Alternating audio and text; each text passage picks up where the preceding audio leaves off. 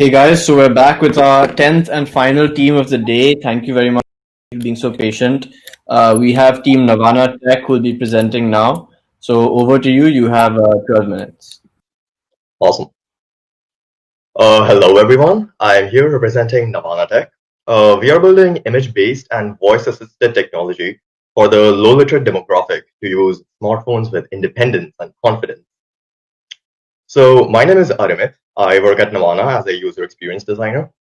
Pragnya, my colleague, is a project manager. She unfortunately couldn't be with us here today, but she's there in our hearts.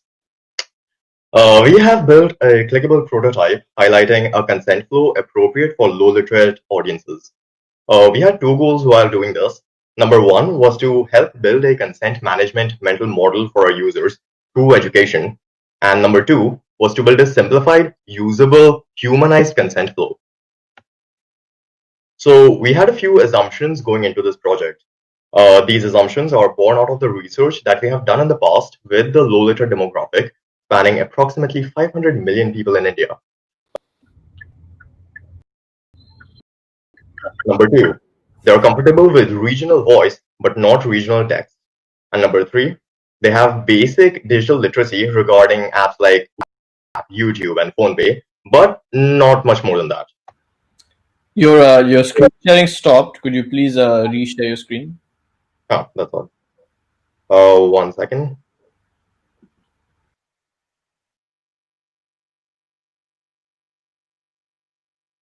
Okay, that should be fine. Yep. Okay, so I'm gonna jump into the demo now. We're gonna start off with the FIU. नमस्ते रंजिनी, आज मैं आपकी क्या मदद कर सकती हूँ? मुझे लोन लेना है। जरूर, आप किस चीज के लिए लोन लेना चाहेंगी? मैं अपना बिजनेस खोल रही हूँ।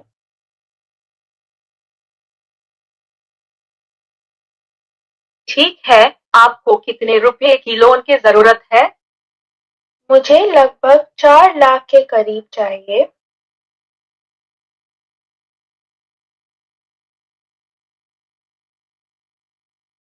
माफ करें, हम अभी 2000 से लेकर 2 लाख तक का लोन दे सकते हैं। क्या आप 2 लाख का लोन लेना चाहती हैं? हाँ जी।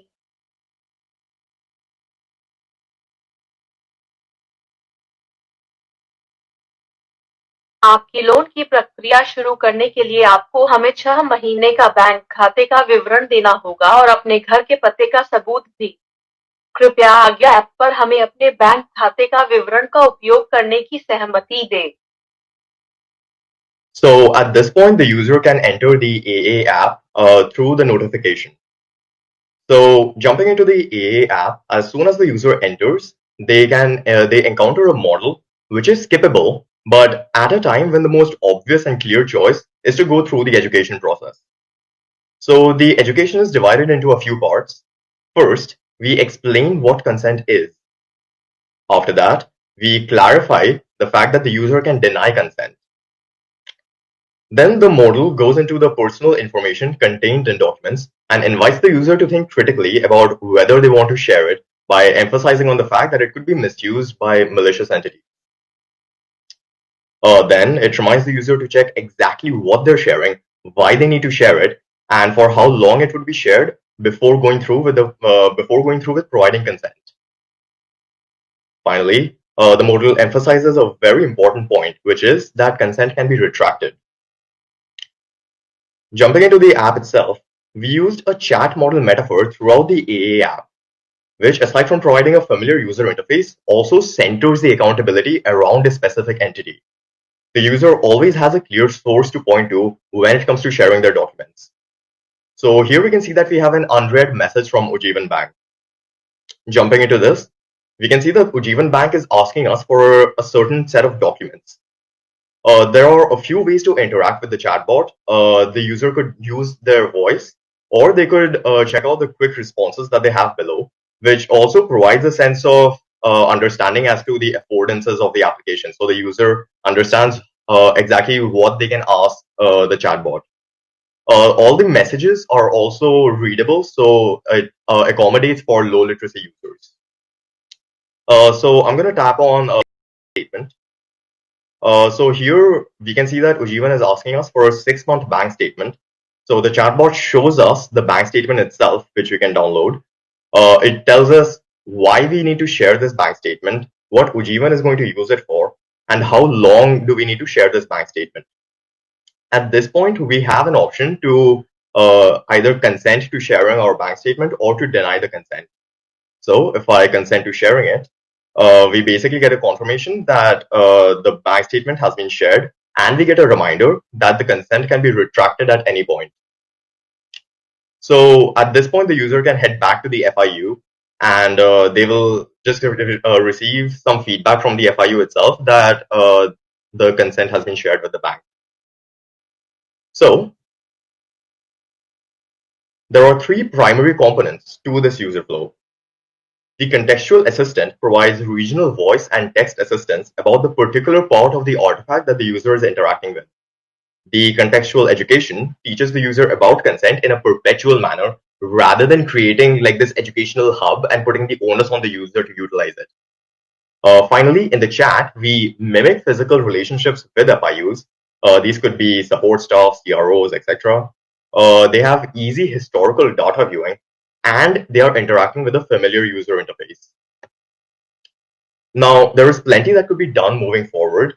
For example, we could reduce the text. So using illustrative iconography and fleshing out the vernacular voice guidance, like you see on the right-hand side, could help in accommodating low literacy users further. The current consent education model is pretty text heavy. So gamifying it to make it more interactive and visual, which in turn would make it more engaging, could prove useful. And finally, we would love to test our prototype in the field for future iterations. Something which is not quite possible right now for reasons you might be familiar with.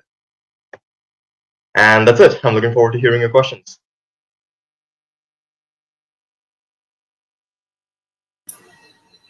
Hi, very nice presentation. One question. Yeah. So obviously the hypothesis is that chat would be a good interface for this segment of users.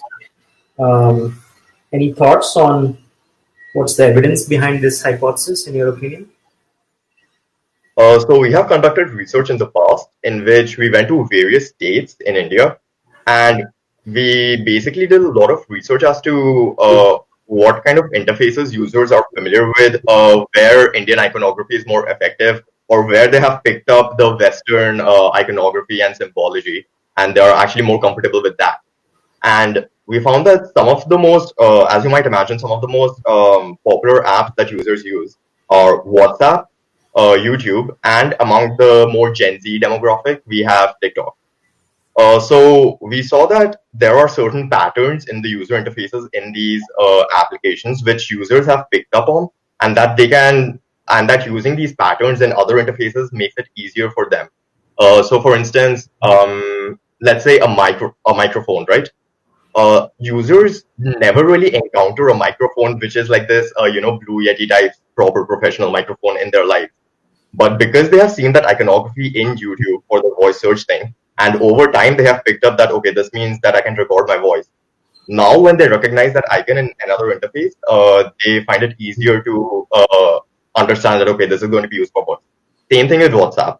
The whole concept of scrolling through chat lists, going into messages, choosing different messages or selecting messages, scrolling through their chat history, things like that have become very, it has become very common for users to pick up these sort of navigational patterns.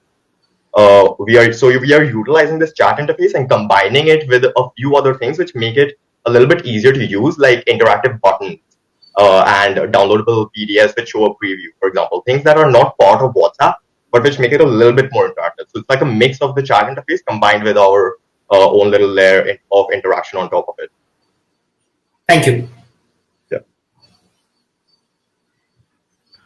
We have time for a couple more questions from judges if we have any.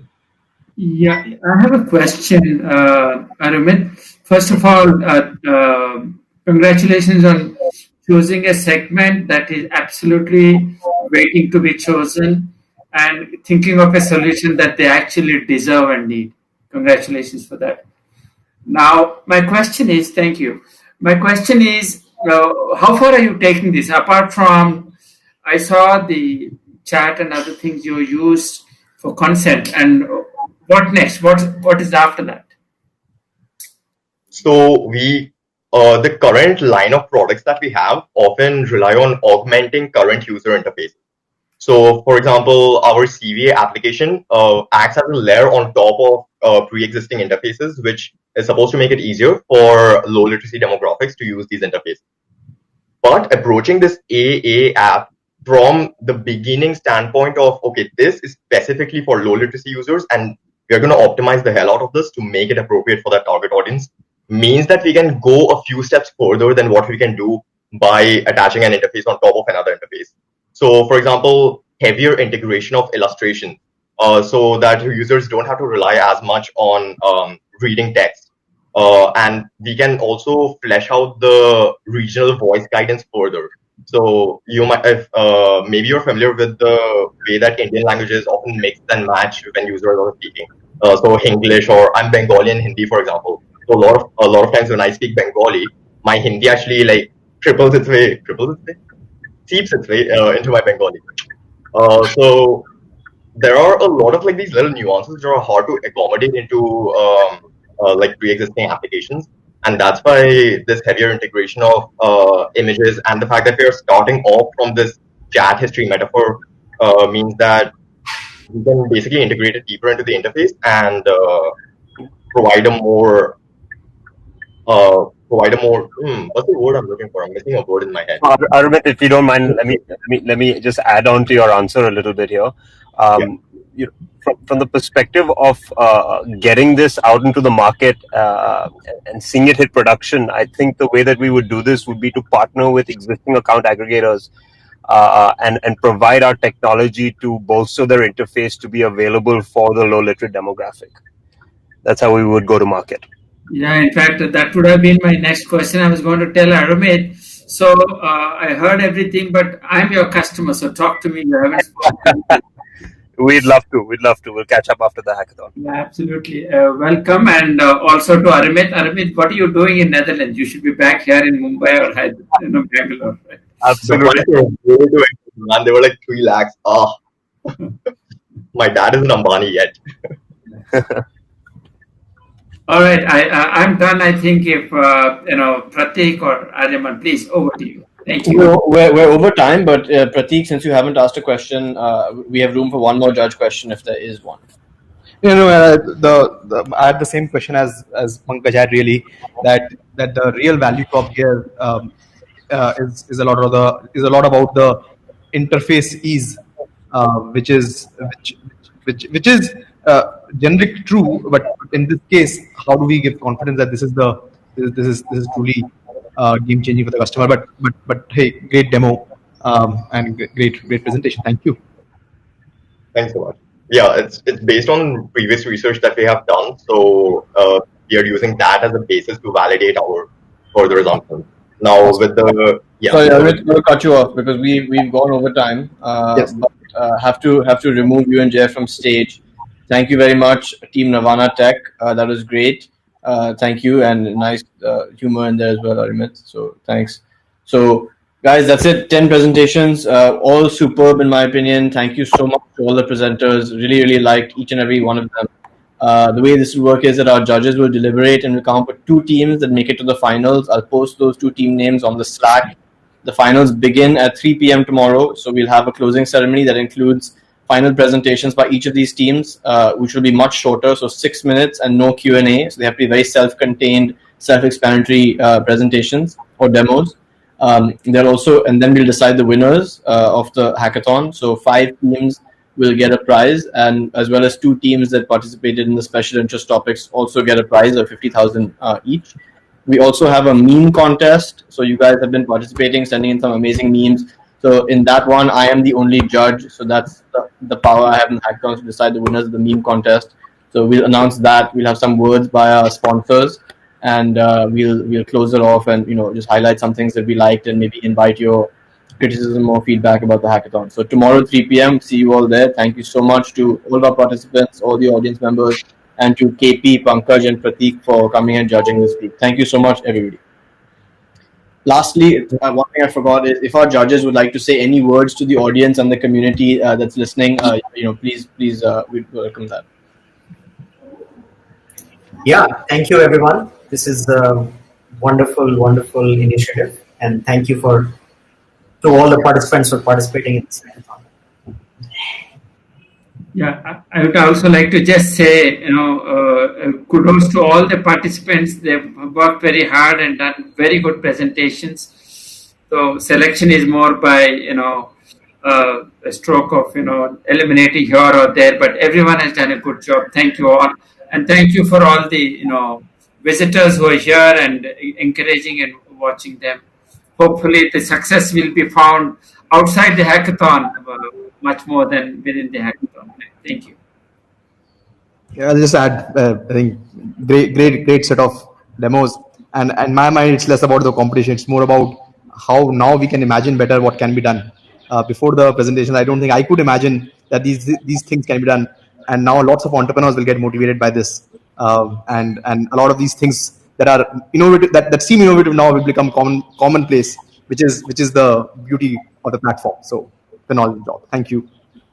Thank you again, Prateek, KP, and Pankaj. Everybody else, we'll see you at 3 p.m.